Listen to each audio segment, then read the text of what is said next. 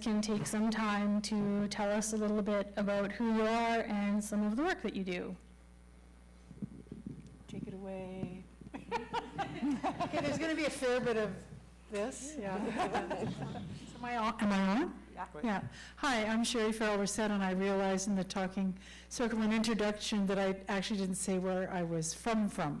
So I'm a Bill C-31 member of Timiskaming First Nation, and because I was born and raised in Manitoba, I self-identify for Métis as most of my life. And it was working with youth in the PA in northern Manitoba, and then having the opportunity to learn from a group of women from the Manitoba Métis Federation who, and I think this is so forward-thinking, and was very influential, like in my pedagogy, but also how I learned, that they were always being asked to go into the classroom to bead, often for free. And so then they got annoyed and applied for a grant and said, anyone who teaches our children should know how to bead. Beadwork is part of our life here, and it should be part of the curriculum. And so because we were working with their children, we were running this camp that a friend of mine called Camp Runamuck, because we were really young university students. But I learned a lot from those kids, and I learned a lot from those women at the MMF, and I actually met Kathleen Delarond there. So Kathleen Delarond was my first teacher, and those women figured out that I was the only Indigenous person on staff, and absolutely gave me way more attention than they gave anybody else, because they wanted me to learn. And I fell in love with the PA trading post and still have beads that I bought there. So I've been beading, when did I was about 18, 19, but I did find my grandmother's stuff after she passed away, and my mom brought a makuk from her home in Quebec and gave it to me. And when I finally opened it, because I didn't open it right away, I found old moccasin patterns. I found like a needle case that she had handmade that had all of her needles and things like that in. So I realized that I had picked up a needle that my grandmother had put down because she had arthritis. And my mom was more interested in being hip and sewing with her new Singer sewing machine. But she taught me how to sew. So that's been part of what I've done as an educator and as an artist since that time. So I live in Regina now. I teach in the Department of Visual Arts. And I've taught in a whack of different places, but that's where I am now. Hi, Tongshiko Kathy Meditation Goshen. I am a Southwestern Manitoba midship. My family, all of them are from Manitoba. I'm a military kid, so I traveled all over the place, but I always knew Manitoba as being our family's home. So when you spend a lot of time being away from family, you know them really well. And when I moved back to Manitoba, when I was 18 with my family, even though I felt I really knew my family didn't know us in the same way. And some of my aunties and uncles did a bit of an intervention with me where they thought I needed to be more grounded culturally. And one of the first things that one of my aunties did, her name is Jean Barron Ward, is she taught me how to bead and make moccasins. So around my mom's kitchen table. She did it with my mom and sister too, but for me it's stuck.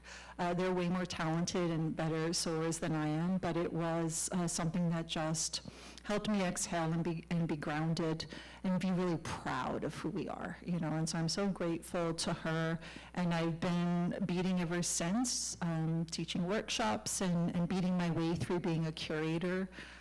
Beaded my way through being a PhD student with her as my supervisor. And I've also been so fortunate to have other beadwork artists mentor me and provide me nourishment along the way. And yeah, happy to be here. I teach at the University of Winnipeg with Melissa. We just found out tonight we're colleagues. I'm so excited. And I Watch teach. out. I know, right? I teach in the history department, but I'm the coordinator of the art history program, and I'm really lucky I get to teach folks in the curatorial practicum grad program. So really excited. One of my students is here, Margaret, or was here anyways, and I'm really happy to see her and her mom here. So yeah, thank you, Marcy. Hello, bonjour, Hani Bojo, Kiwit Indigenous Cause. My name's Michelle LaVallee. I am a mother, I'm a curator, and I'm an arts administrator. My family's from Nashingabing, Cape Croker, Ontario, just south of Manitoulin Island. I work at the National Gallery of Canada. I'm Director of Indigenous Ways and Decolonization and Director of Indigenous Curatorial Initiatives, and there I have the privilege to lead a curatorial team, but also work with senior management to work on policies and processes and try to mess up a big machine. So that's my job, but I also want to I really appreciate everybody taking time to come and be here, especially to see the amazing work that's at the Thunder Bay Art Gallery. I think this has become an exhibition we're all very proud of, and it's really heartwarming when it can come closer to Indigenous communities and see people reacting and engaging with it. So thank you, Matthew, and the rest of the staff who were amazing to work with during install. Thank you for bringing it here to Thunder Bay. Thank you, Jean and Penelope, and all those involved in coordinating the Beading Symposium. It's always exciting to see works being activated and people coming together to share their knowledge and learn together. And yeah, I think I'll just leave it at that. So, Miigwech. Cool. Nice to meet you, ladies. So I've prepared a series of questions, and I guess we'll kind of stick to that as we go forward. But things may occur to me, so I might ask you a few extra. We'll see how it goes this evening. The first question that I had was, seeing the Radical Stitch put together, I walked into the Thunder Bay Art Gallery and I cried. And it was very meaningful to me as an Anishinaabe beadworker to see all of that work put together in one place. So my question for you guys is, what was your inspiration and your overall vision when you were working on the exhibit? Like, what was it that made you think we need to make this happen? The idea was Michelle's first, and so she should speak about that. But then I'll jump back in. You can jump back in. Take it away, Michelle. So I guess beading is something that obviously everybody here appreciates. I'm not a beader.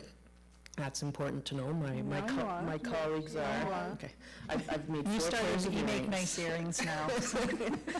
But I did not grow up with learning these beautiful making and working with certain materials.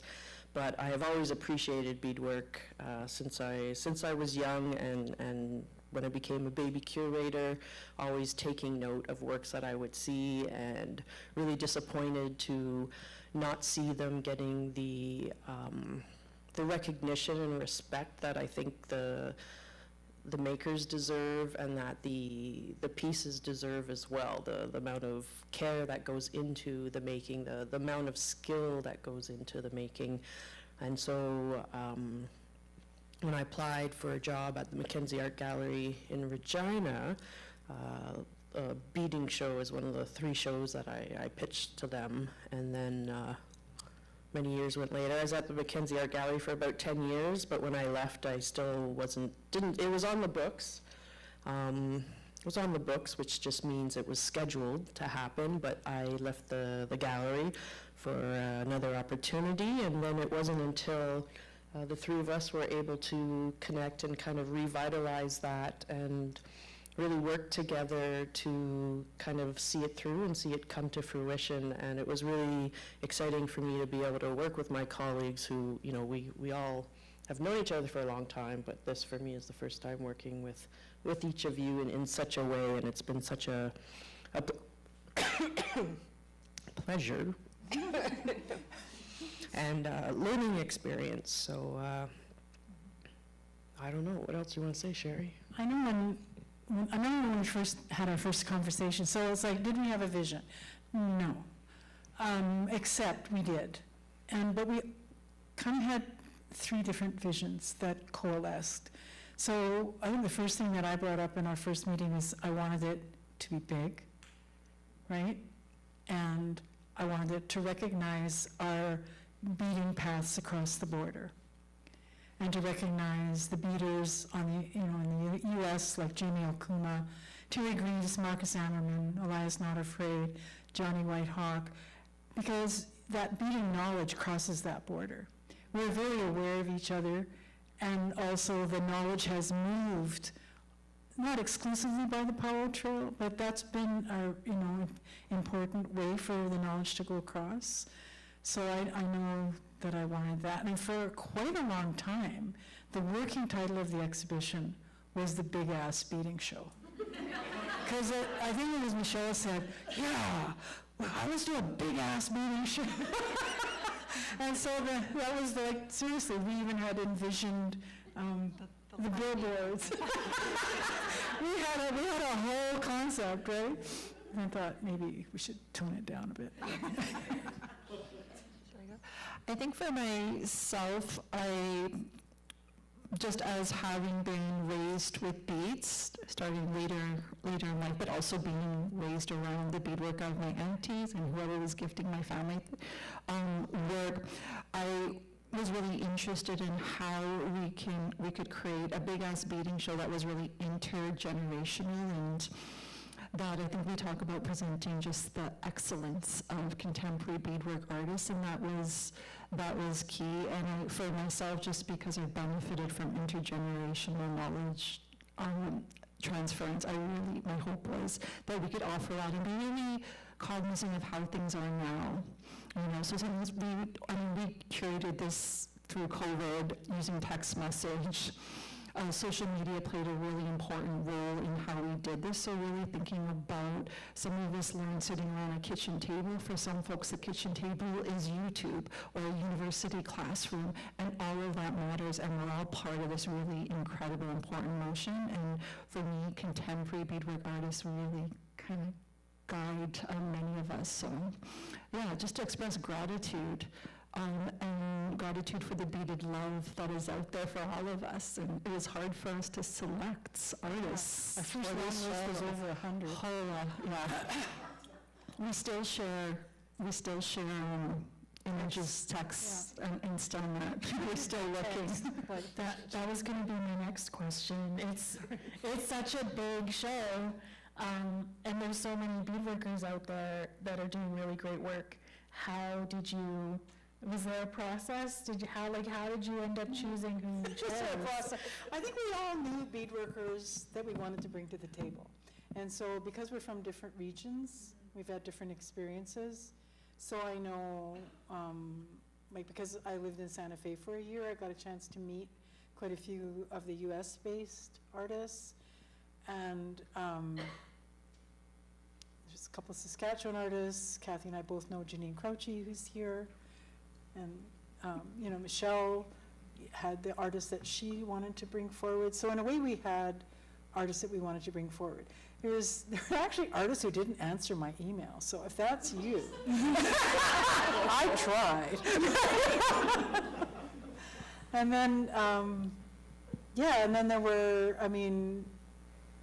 one artist that I tried pretty hard to get was the late Judy Lafferty, who is an extraordinary Northern artist, and she passed away very suddenly and unexpectedly. And so we were like, okay, let's try to get Judy Lafferty and honor her work, because she's mentored a lot of younger artists, and through her high tanning and through her beadwork. And we were shocked I was shocked to find out, is there a public collection that has her work? Not really. Like, not the mature work that she's known for. They had earlier work. And so that really pointed out some, and this is one thing about our research that we found out, who's collecting beyond private collectors, who often forget the name of the artist once they've purchased something, and by the time they get to their car, they've forgotten the name of the artist. So, so that's an example of an artist that we tried, but it was very soon and hard for her family. So after a while, I felt mean, and I was just like, well, okay, another time maybe. But so we had our list. Michelle has always advocated quality, right? So when we had someone who's like, okay, how tight are those beads? How flat is it? So we really looked at technical excellence, because we thought of beaders, and this was always Kathy's point of view. Kathy will go through and install and go, what will a beader want to see? So it's actually curated for beaders, like so that, you know, you can see close. And we tried to make it not all about plexi boxes, but beading's so hard to leave alone. You know, you just want to touch it. It's just really hard. So we tried to get a balance of things that are, you know, out in the air and stuff that we've had to protect.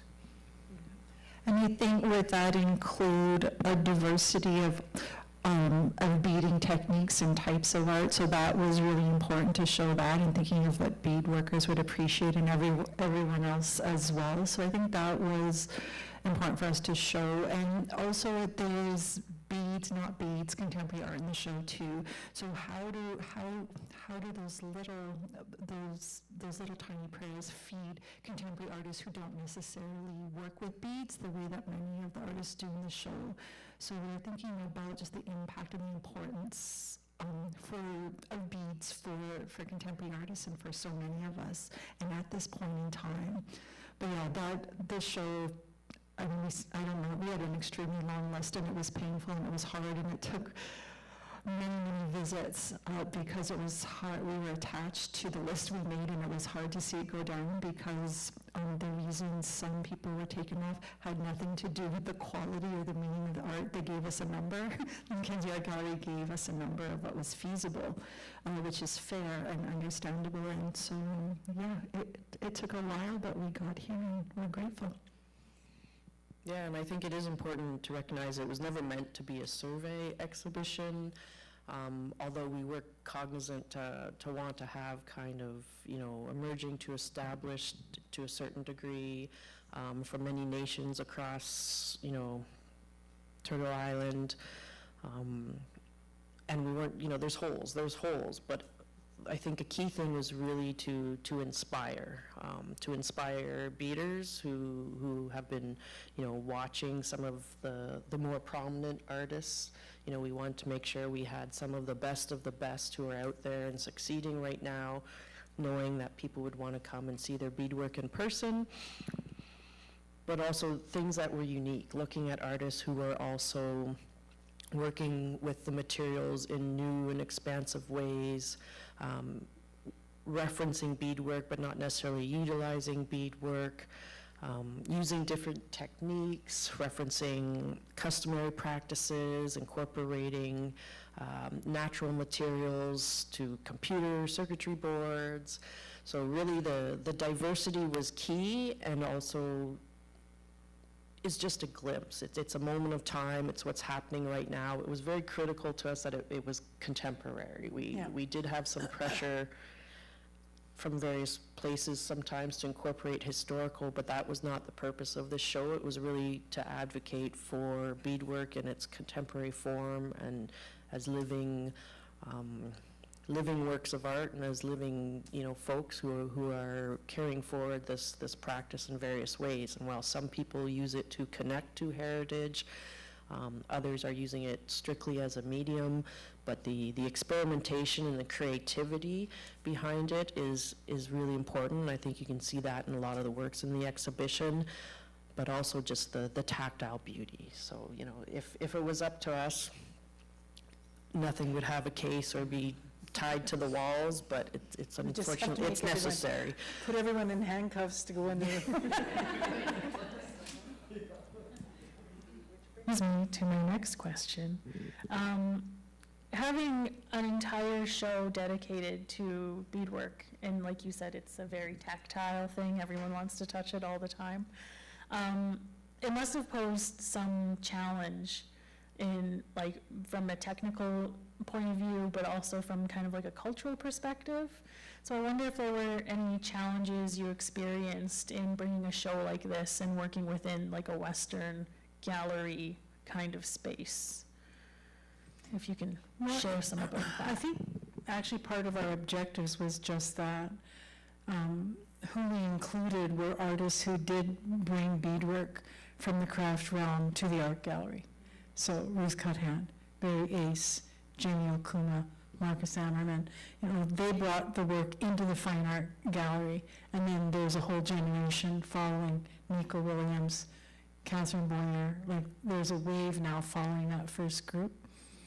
One of the things that's been really cool, and it seems to keep happening, at first people in the gallery are doing their job. I was lucky because I'm from Regina, and I knew the head of prep since he was a kid. He went to school with my daughter, so I'm like, yeah, leave on.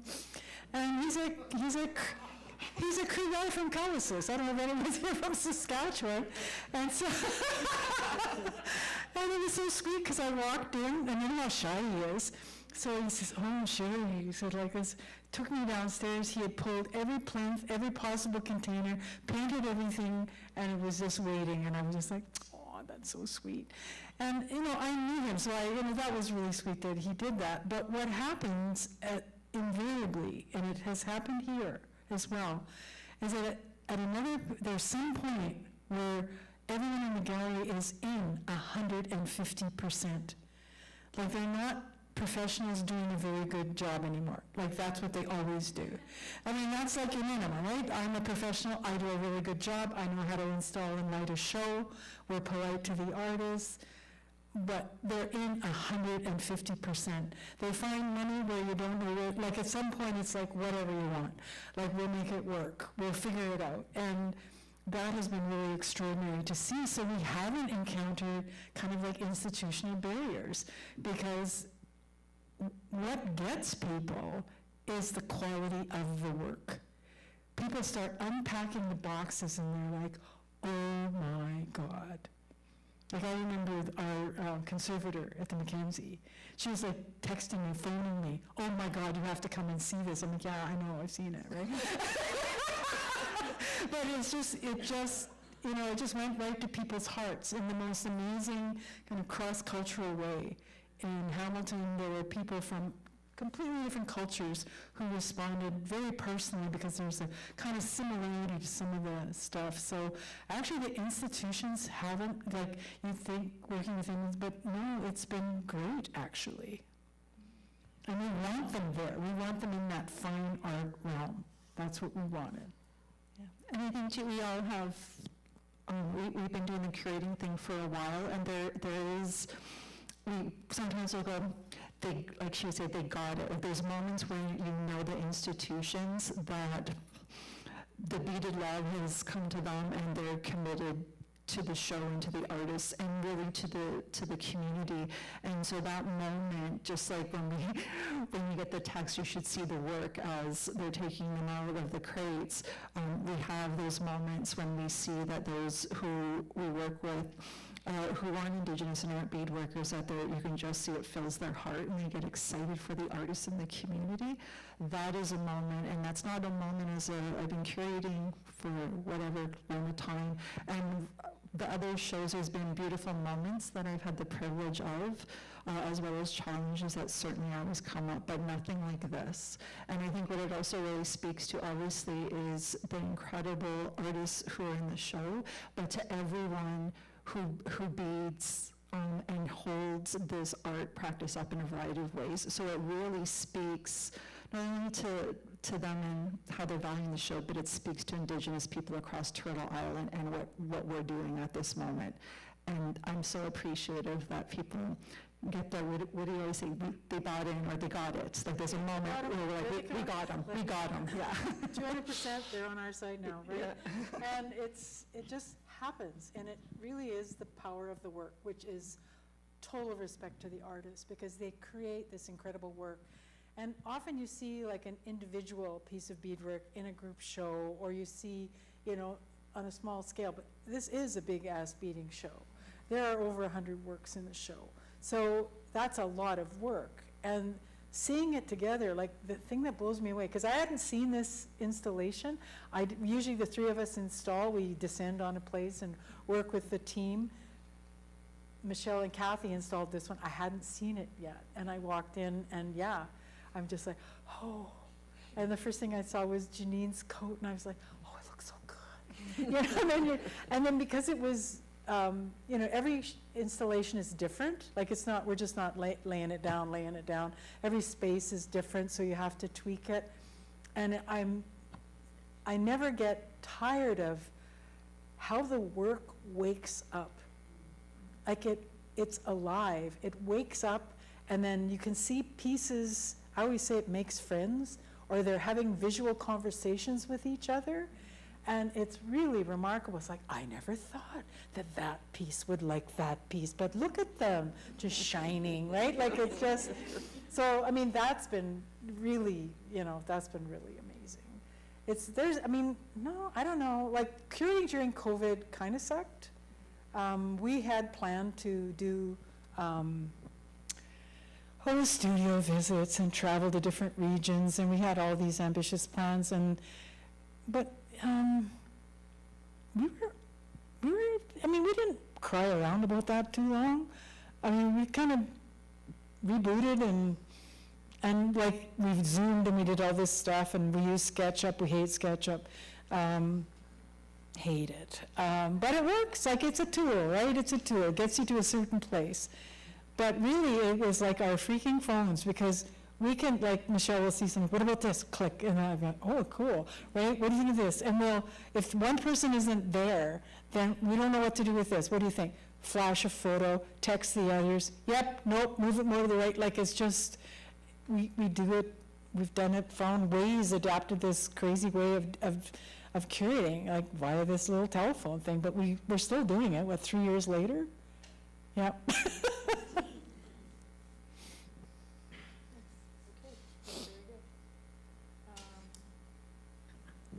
So, as I mentioned in the beginning, the title of the symposium is Aanikoobijiganag, which is like that intergenerational connection and extending and linking.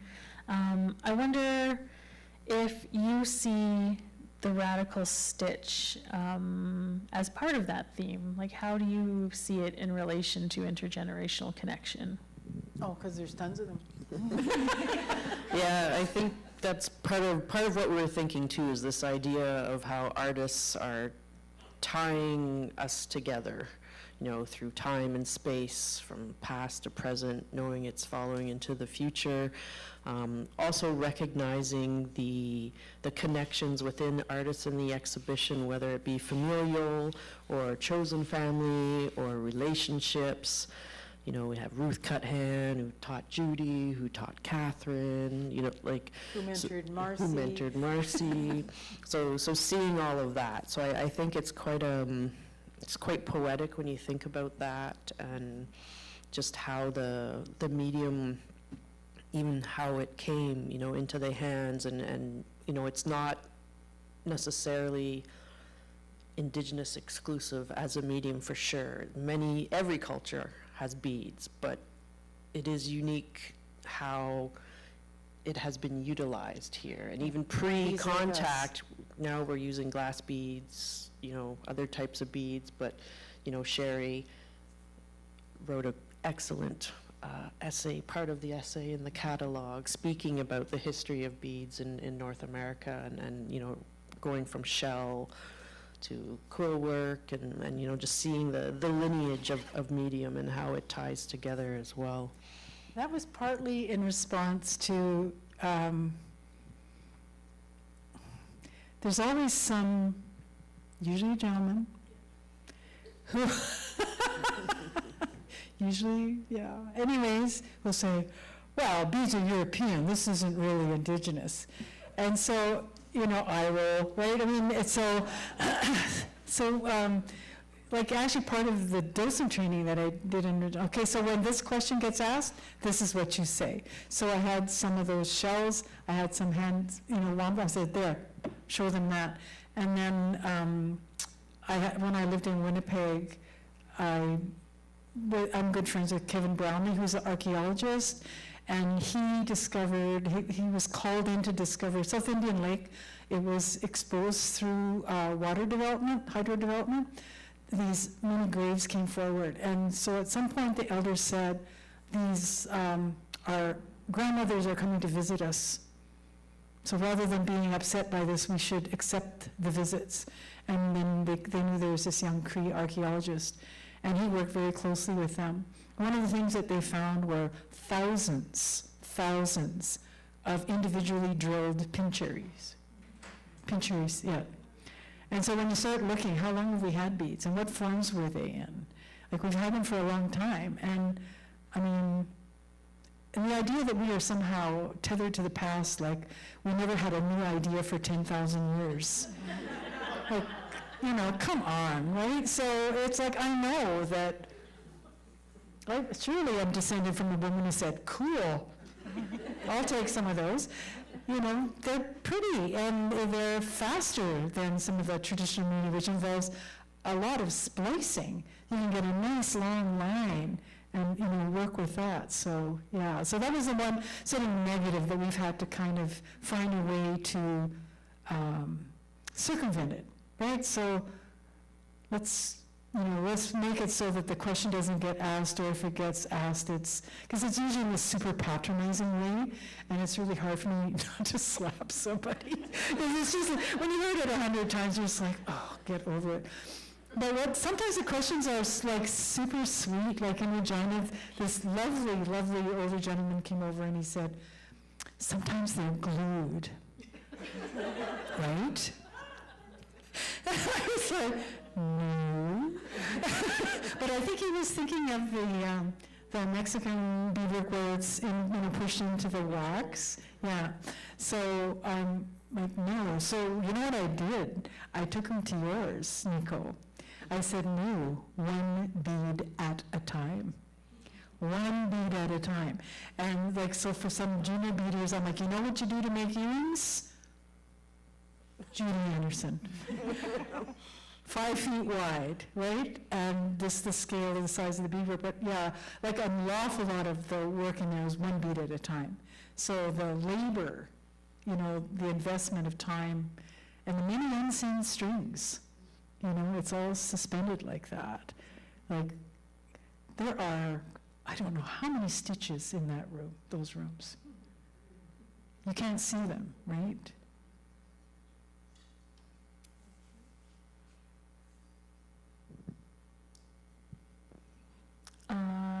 This question was originally part of my first question, but you guys covered a lot.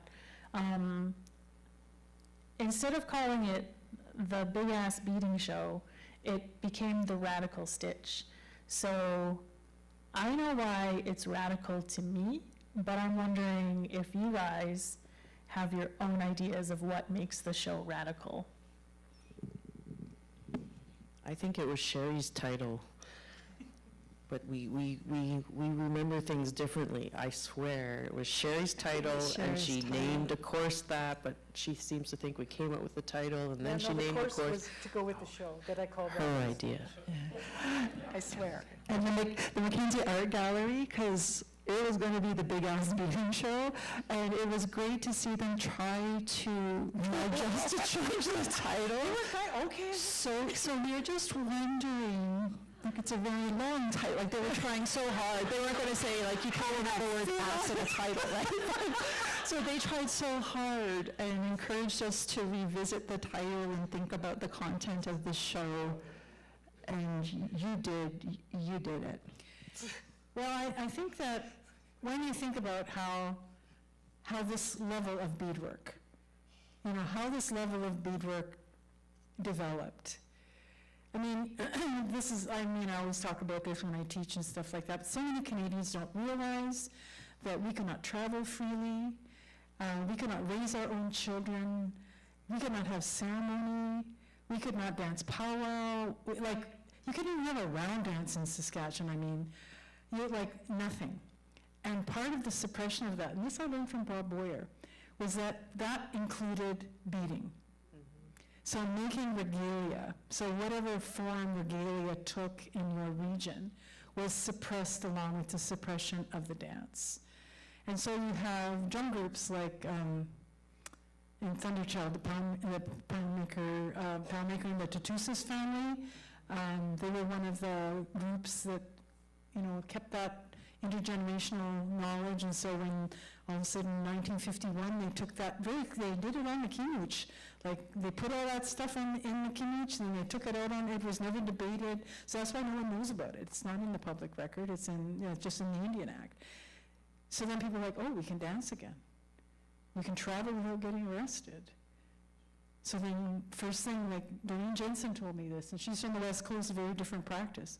She said, as soon as we realized we could dance again, we took out our needles, because then you need the regalia. So you start doing that. And I don't know, some of you can remember like the early powwows. The outfits are pretty basic. You go now, it's just so competitive, and there's so much innovation, and there's like fashion trends. I remember there was a very bad fluorescent period in the 80s. Like that orange was really bad. But that's radical. And the people that kept beading under those circumstances, because all of us learned to bead from someone. So I learned to bead from Kathleen Delaron, who was from Cross Lake. And then I learned to bead from Granny McCauley from Cumberland House. Those women kept beading. Some of their beading was survival beading. They did it for sale. People started making their own outfits. That was radical survival.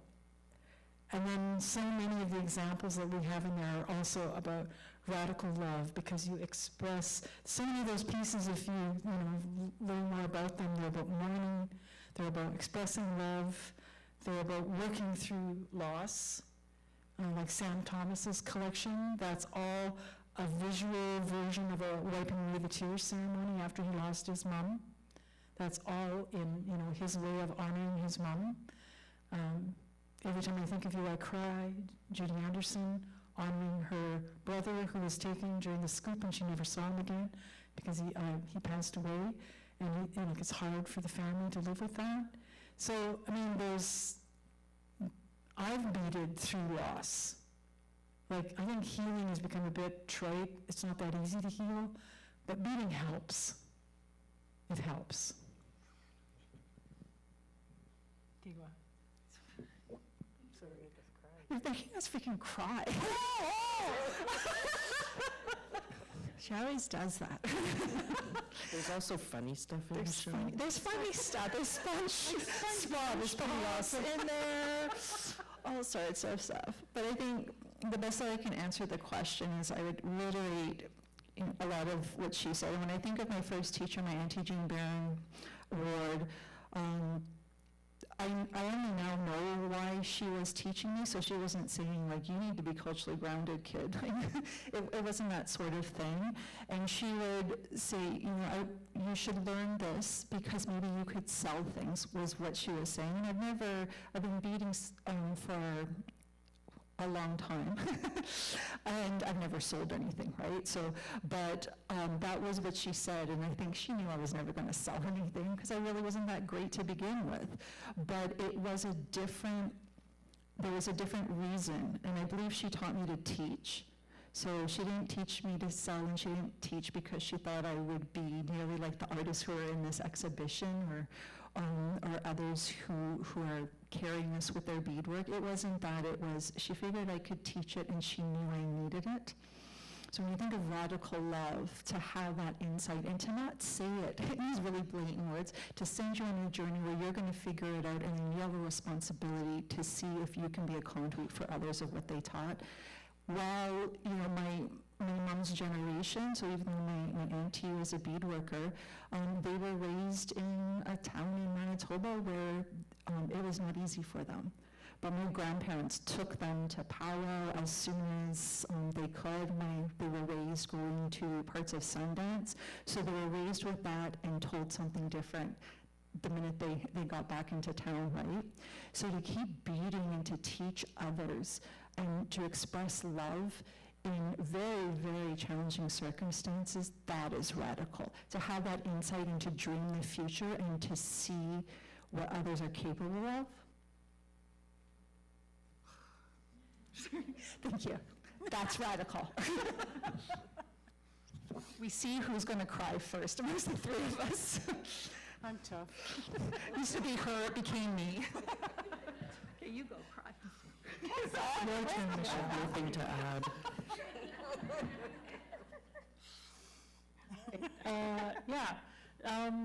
That is one of the things that struck me about the exhibit, is just how so many pieces were love letters and like a way to work through grief or to express grief in different ways and mourning in different ways, right? But like you said, there's funny stuff in there too. Like during the opening, I gave a talk and I chose a couple of pieces to speak about, and one of them was the SpongeBob piece. And like, it's just so cool to see people taking like pop culture icons and turning them into like beautiful works of art that really reflect like how we relate to those things from like our own perspectives as Indigenous folks. But the one of the last questions that I have here for you is that every piece in the exhibit has some kind of story behind it, whether it's sad or happy or funny or, you know, the kind that make you want to sob for for a while.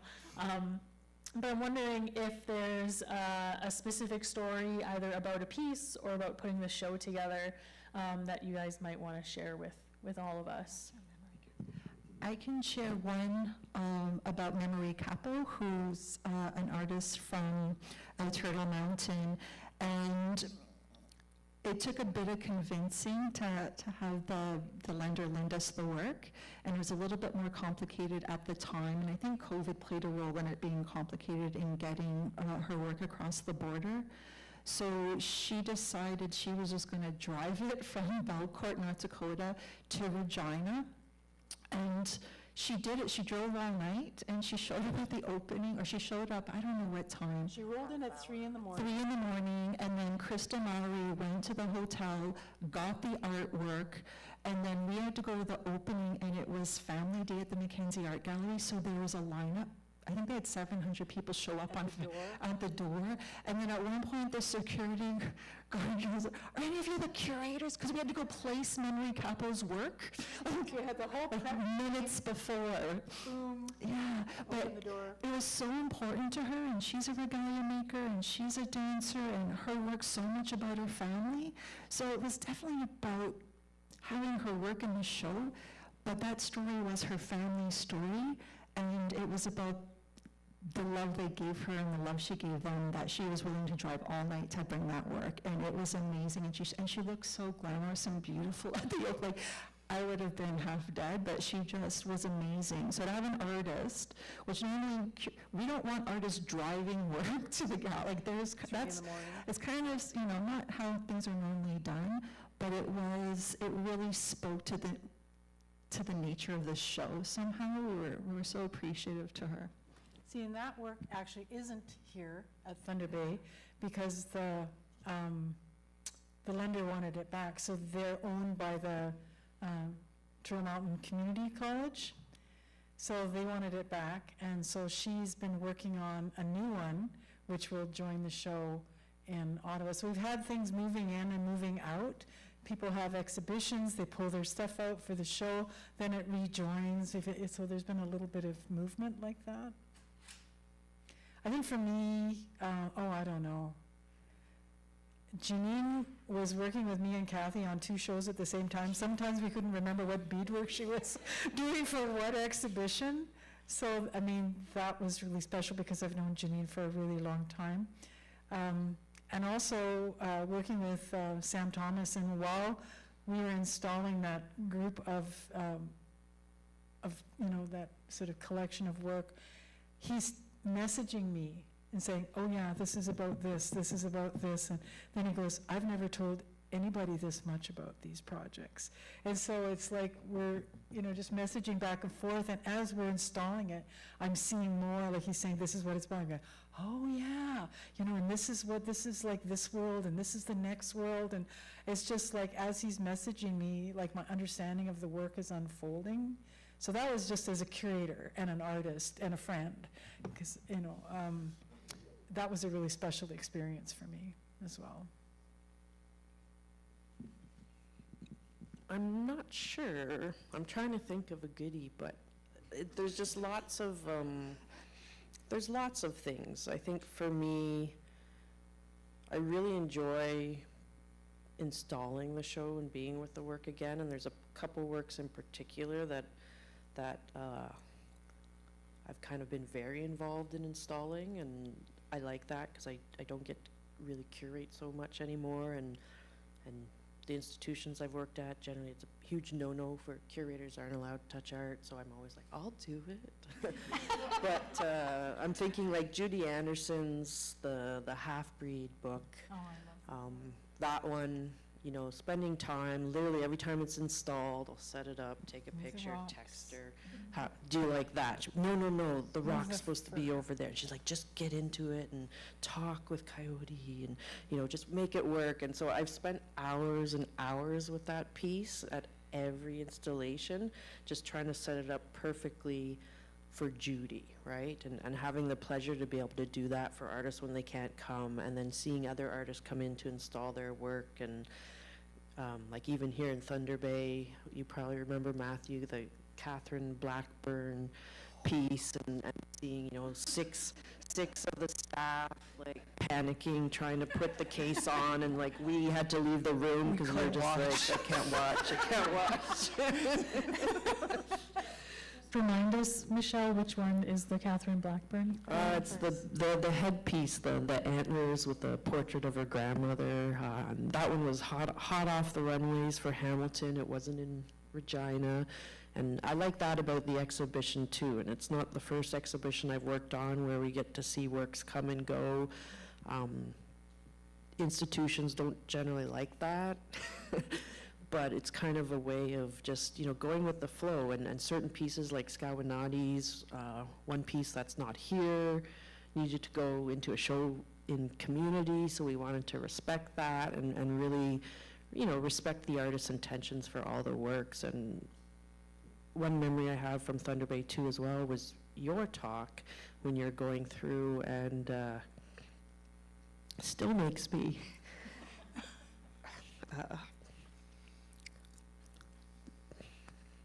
touched when you were talking about Scawanati's work and how it was so meaningful to you, because I think that's what we want. Here I go now. So, but it was just really moving to hear you talk about seeing yourself in that work, and it's not necessarily the customary historical stuff, but seeing us in the future. Scawanati's work is really about an Indigenous future and seeing ourselves in the future, moving our stories into the future from our own perspectives. And hearing you speak about that was beautiful. So Miigwech. She texted us and told us. Yeah, she texted us. We were there. You guys missed out on a great talk. I don't know if you got a chance to take a look at it, but Scawanati did a wampum belt, and it's the intergalactic, superpower belt or something like that. But it has all of these aliens from different movies. They have the Predator, and they have E.T. They're holding hands, and they're holding them up together in the air, as a very empowering kind of stance. And I talked about how being this Anishinaabe girl beading here in Thunder Bay, and seeing work like that represented in a show as big as this was just very inspiring and very moving for me, because that's the direction I'd like my own work to go, to show this future where our traditions and our cultures are still alive and thriving, in a future that includes space travel, right? It's just such a kind of a far out there idea, and to see it kind of manifest through art is really cool. So that's what Michelle's referring to. It's nice that you remember it. Those are all my questions. Matthew, what time do we have? 8:15? We have time for some questions from the audience, if anyone would like to interrogate these fine folk. I'll come up with the mic and I'll, 8:15. Come on over this way. Maybe tell us your name and then ask your question. You're not going to believe my name. It's Eugene, and I saw it up on the wall. Now, what I was interested in, there are several utilitarian artifacts, like I saw a man's beaded jacket, for example, a few tikanogans, some cradle boards. Are these, those particular ones ever used as such, or are they strictly for display? Well, the jean jacket's Christy Belcour's jean jacket. Oh, okay, right, yeah. But had that been worn, actually? Yeah, I think so. It's hers, so, yeah. Oh, Yeah, I okay. think I can also, like the Berrier's piece, for example, the regalia of the two figures, you know, the man's regalia, he actually danced. And, okay. so that has been worn. When you walk into the exhibition, I think in almost every installation, we've kind of had that round piece by Berrier's there. So that cape he wore as part of his regalia dancing too, and then his words, he upcycled it to become a fine art object, and then it was purchased by the National Gallery. So I think, you know, a lot of these pieces are used, they're meant to be used. I think what's harmful is seeing a lot of our relatives and ancestor objects in institutions and kept away. And so they really are meant to be used and worn and handled and respected and appreciated. That said, there's also a lot of the work that is made as an art object. Yeah, the right? tikanogans are art objects. So the tikanogans were, you know, the three of them, like Residential School Baby was really about that, about reclaiming this special space for children. And so this is, Marcia Chickanis did them as like an art piece based on a tikanogan. And so is the hemlock piece. And that's actually quite a political piece. Oh, for God's sake.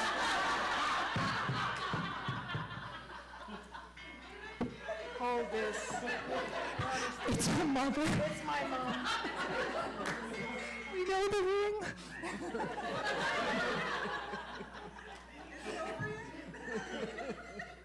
Yeah, my mom phones me every night around this time. I was just also wondering whether anybody would dare wear those high-heeled shoes that I saw. Seriously? I've never been able to ask Jamie Okuma that.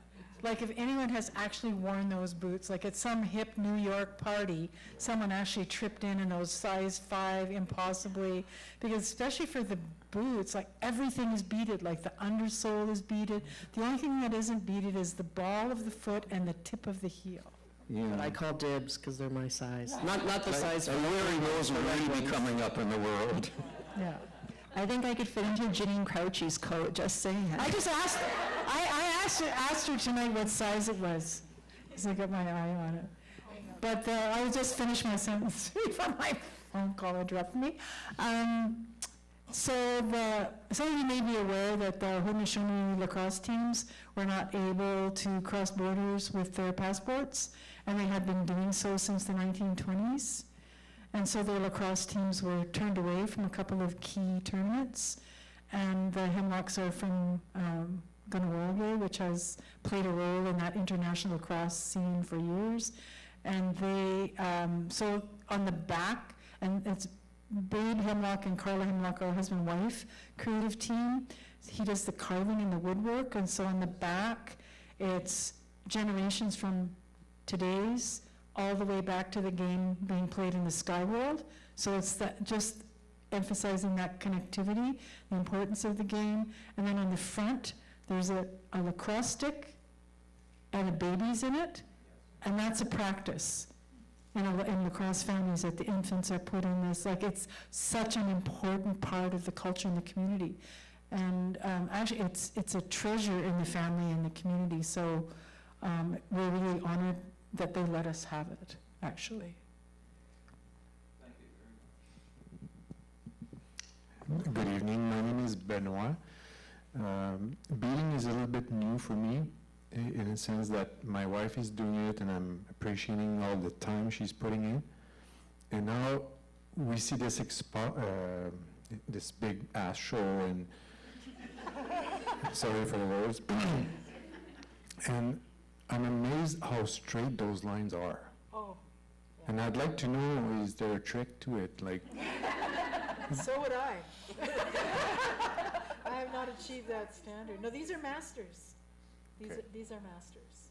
so it's not like you're, No tricks. I mean, these are master artists who have taken years to hone their skills, just like any artist. But these are seriously the best beaders in North America. okay. A representative sample, not all of them, but these are among the best beadwork artists in North America, which So is why. it's not because they draw it first on the paper? and- Everyone's got a different technique, but there Okay. are, it's just skill, technique, because managing those beads, getting your tension right, this takes years. And I'd say, I think if I can come up with my answer to your question, it really depends. This is a laborious art practice where you spend lots of time honing skills. I think the goal is perfection.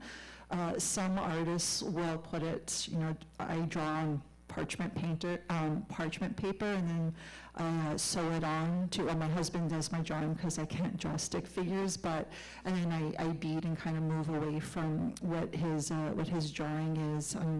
Some folks do different ways. There's templates. There's artists, when I think of Julie Anderson, the work she did to find the perfect thread for her work. So the perfect needle, I think artists in that show, it's doing lots of research, trial and error, and figuring out the best way to create. And honestly, you're in a room full of amazing beadworkers. You're in good company to get multiple answers to your question. Thank you, merci. Are there any other questions from the audience? Hands. Oh, over here. Oh, hold on, I'm trapped.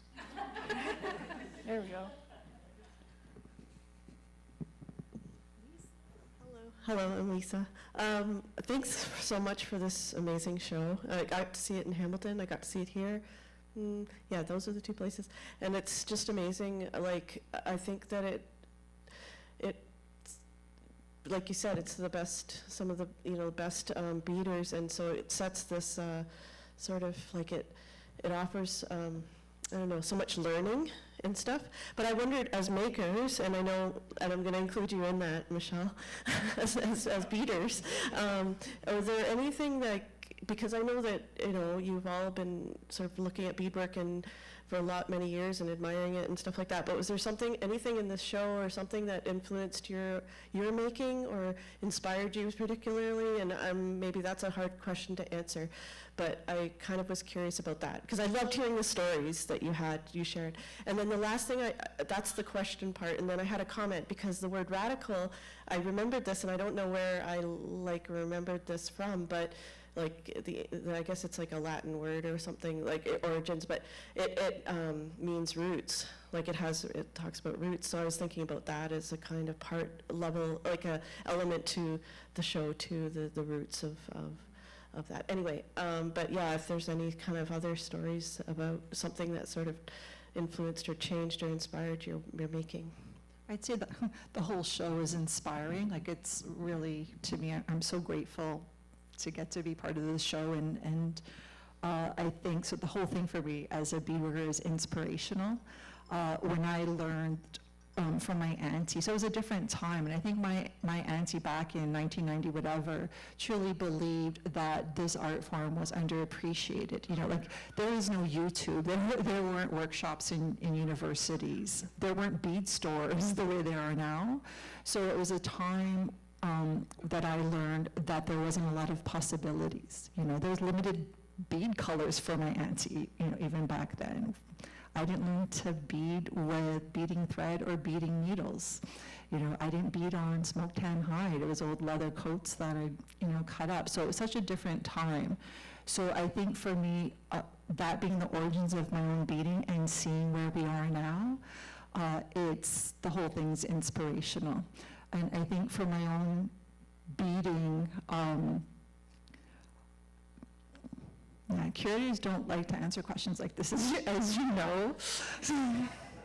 I think I'm inspired by the whole collective of the show and the way the artists are committed to sharing stories or making commentary. And I think as a whole, what I'm really appreciative as a bead worker and what I hope for, and I think what we hope for, is that people who maybe know how to bead but stopped, or who want to learn and don't feel they can, that they become inspired to pick up the needle, the thread, and bead. And there's so many opportunities to do that and to be inspired by the perfection that was brought up in this show. And yeah, I think that would be it. Tighter stitches for me overall, but there's not one art piece, just how do I get my stitches tighter? Yeah, it's aspirational, right? Like, every time I go into it, there's a different work. Like every iteration, there's some work that speaks to me more than others, like on a personal artistic level.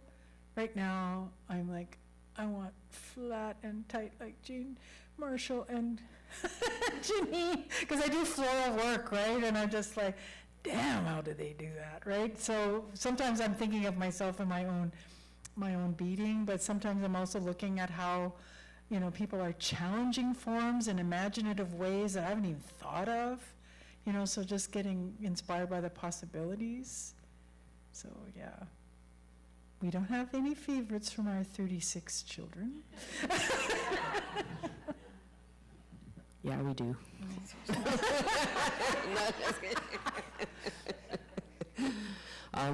Well, yeah. So I'm not a beader. I've made 4 pairs of earrings, but I've been doing stuff for a little while in my career, and I've seen a lot of art, and I've had many people offer to teach me how to bead, and I know enough beaders, so I could have learned how to bead. But it took during COVID for me to get sick to be like, well, can't work, so let's try this. So, but I think it's really inspiring to look at all the works, because yeah, it's not something that I've been able to do, and it's also impressive. And then to see works, like I think it'll be exciting when we listen to Nico tomorrow giving a talk, and always having to tell people every time that J-cloth, that bubble wrap, it's not beads on bubble wrap, and it's not beads on a J-cloth. It's like, it's made out of beads, and everybody's just so it's, you know, like those things are really interesting to see and be like, how did you do that? But there's a lot of works, right? I think it's very subjective what we like, what everybody likes, and that's how it's supposed to be. You like what you like, but it's really interesting to watch people look at different pieces, and you're drawn to different colors, different styles.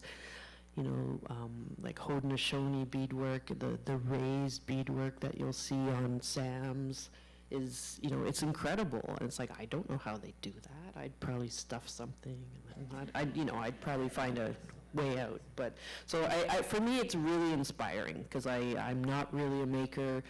I haven't been for a very long time. So it's just really inspiring, and it's a privilege to be able to work with artists and to create, hopefully continue to create opportunities for artists who are making amazing work to be able to share that with various audiences, but first and foremost for our communities. So how's that for an answer? 2 thumbs up. Anyone else? Just a show of hands if anyone's got a question. Oh, thank you. All right.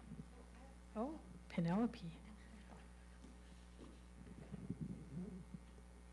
Hi, I'm Penelope. I know that this show has been started in Regina and has been to Hamilton, and now it's here in Thunder Bay, and it's going to the National Gallery next, and I think there are a few more places to go. So it's sort of maybe in the middle, or it's sort of living right now out in the world.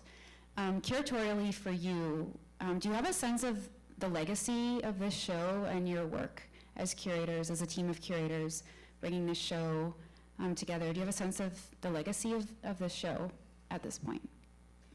Well, we've already seen the impact of the exhibition for some of the artists who are included, and that the number of commissions have increased, the number of collectors that are interested in acquiring beadwork, the number of public collections that all of a sudden looked at their own beadwork and said, no, we're not going to lend that to you. We're going to do our own beading exhibition.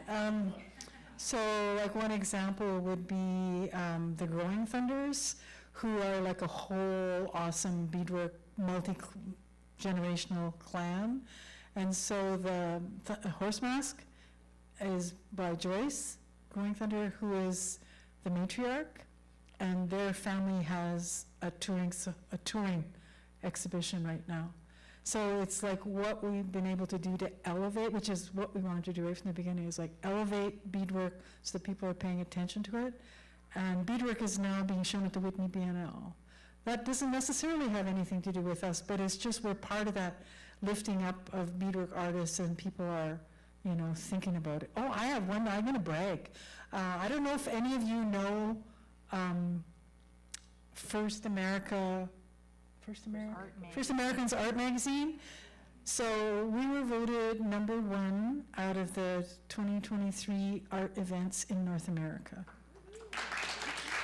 #1, Radical Stitch. So, but it was interesting because it was as an event, and so that included museums and multifaceted events and heritage sites, television shows, like, we beat the res dogs, but but I think the key is event, because everywhere it's gone, the programming folks at different galleries have connected with community. So the way that the Thunder Bay people have connected with community here, the development and the work to put together a symposium, which is so much work. Hamilton did an amazing partnership with the Woodland Cultural Center. We cried actually at the opening. They had a beading place and table and stuff, and there were these kids sitting there, and we thought, oh cool, people are sitting at the table. Like, we were just happy people were sitting at the table. But here they had contacted the school and found these beading circles in the Hamilton school system, and there were kids that had been part of these beading circles for 4 years, and they were sitting there going, this is our first beadwork, this is our second, and we were just like, yeah, totally. We just came unglued. So, I mean, it's how each community that has hosted Radical Stitch has made it come alive and connected it to their community. That's, I think, why we got the recognition. We got it as an event, right? And so that means everything that goes along with it. And so we are really deeply gratified by the way the galleries and the communities have, embraced it. And I can't wait to see what galleries, like Thunder Bay Art Gallery, MIG, AGH, does after this exhibition, to see how things shift. And I think we really wanted beadwork to be recognized as art, right? And I think that was really important. I think that has happened, I think, and not just this exhibition, but there were others doing this important work. But when I think of some of the moments where we knew we were maybe challenging in just the way galleries work, it is wonder, so what happens next? Not necessarily what show is next, but how do galleries work with Indigenous artists, curators, and communities after, if there was something gained from this show, I can't wait to see what else happens. So I think that is what I really look forward to if that's the case. And even things when I think of when we installed at the MAG, she is a visual artist, and she picked up beading really easily, and I'm not resentful. And she's just like, boom, look at these perfect earrings I beaded. But in any case, while I was sick. So, but I think when I even think of with Jean Marshall's work, when we were figuring out how to put it on the walls, she ended up sewing Jean's work to the platform, and I had to go up and work on Barry-Ace's work. So things where guest curators weren't supposed to touch the artwork, these aren't insured hands. The gallery is going, you know, you're also beadwork artists. This is also, you know, this is also part of your culture. This is your inheritance in many ways, you know, in a larger scheme, and recognizing that and letting us break those sorts of rules too, which is amazing. So my hope is the next Indigenous curator can touch the artwork as well, and that there's a trust and belief, as there was in Sherry when she was figuring out how to. Oh, did you not know that? Jean, did you know? Okay. Yeah, she sewed it to the. Okay. But just those opportunities for curators, that's a huge deal for us to be able to do that work, because usually in the Western construct we don't get to in the same way, so even that.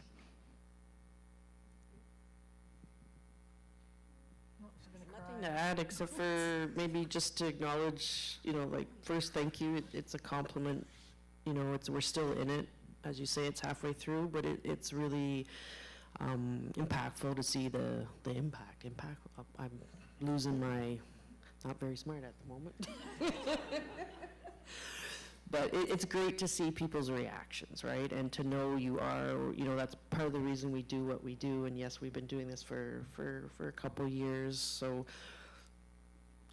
that's the intent. We're doing this work to leave a legacy, right? Thinking about those who are coming after us. You know, I've had the privilege of having the positions I've had because of those before me have, you know, broken down barriers and fought to see Indigenous folks in these types of positions. And so we're continuing this legacy, but specific to beadwork, also to acknowledge work had been done by folks before as well, like Jolene Ricard gives a great talk.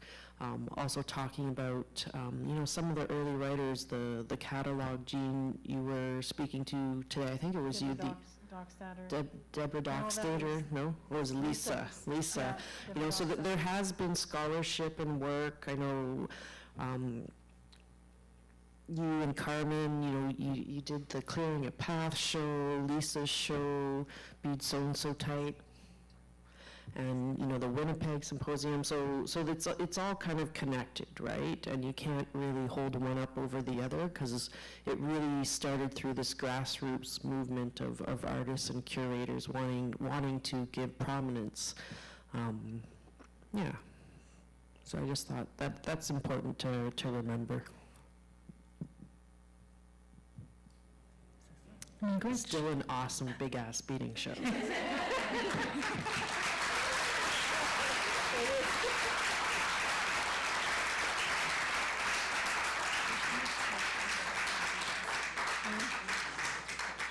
Any more questions? This is your last chance. Where? Who is that?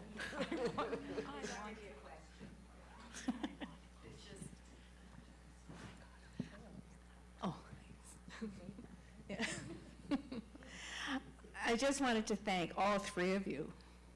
And I'm going to cry. I know I will. Oh, don't freak out, handle it. You know, as individuals, we've always wanted to have something like this for our beadwork, and not just for us, but for the women that came before us and the people that came before us. But the three of you have really put it together for us as beaders and us as Indigenous people. I thank you from the bottom of my heart. She's crying.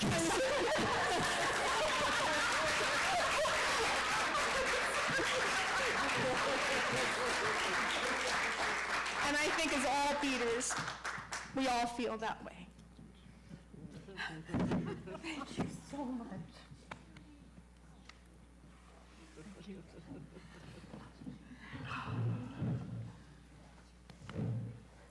I'm tired. I'm tired.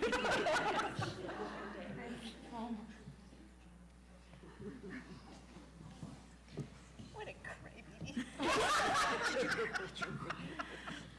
You're always something, it's always got to be big. she makes fun of us for crying, so this is a moment for us. It's like a making moment here. Make you cry, slap you for it. We're not bullying her for it, we're just really happy. I guess that's all the questions. So in that spirit, I do want to say miigwech to all of you because, I was taught how to bead by my granny, and I asked her one time when we were sitting at her kitchen table, I'm like, can you teach me how to bead? And she did. And I don't think she knew, maybe she did, what a gift it was for her to do that. For all of us beaders here, it's just such a talent and such a gift that we have to be able to express ourselves in this medium. And then to see it put together in a show like this, it is an inspiration, I think, to all of us. So thank you for the work that you did in putting this show together. And also thank you to the artists that are all part of the show because they did it, right?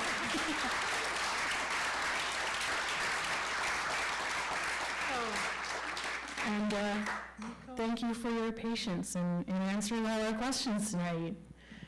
So we look forward to more programming with the symposium over the weekend.